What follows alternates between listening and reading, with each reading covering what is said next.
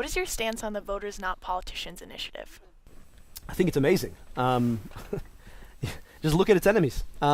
These are all people who've benefited from a system that's put corporations over everyday people. So I believe in voters, not politicians. I cannot wait to vote for it. And if I'm governor, even if it doesn't pass, I will work to wed our system to independent bipartisan redistricting over the long term, because I'll have oversight over the next redistricting process.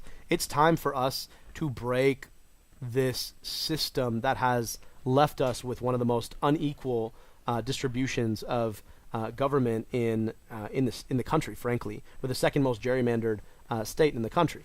And just to be clear for folks who don't understand exactly what this means, we've got 38 senators in Michigan. 27 of them are Republicans. 11 of them are Democrats.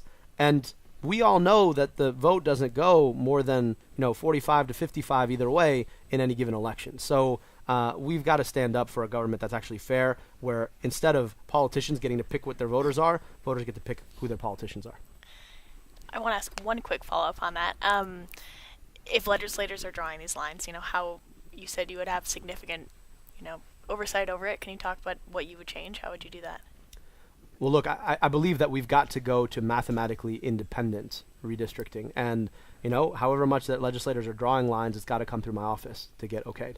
And I am unwilling to pass a system that is not fair. And I'll be honest, when I say fair, I mean not gerrymandered either way.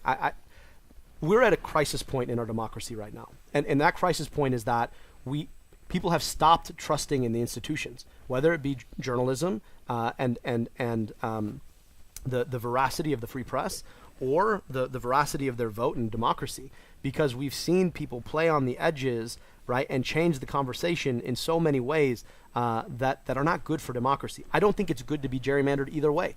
I mean, currently right now it's gerrymandered in favor of Republicans, obviously, but I wouldn't want to gerrymander it in favor of Democrats either, because democracy suffers when people don't believe in their democracy and don't believe that it's a fair and free process. And so we've got to stand up together and demand that our elections matter again, that people have access to the vote openly again, and that the work that you guys do bringing light to our democracy is trusted and believed again. That's a lot of work. And so to me, gerrymandering is one of the biggest enemies, because it basically tells folks in certain communities that their vote doesn't matter.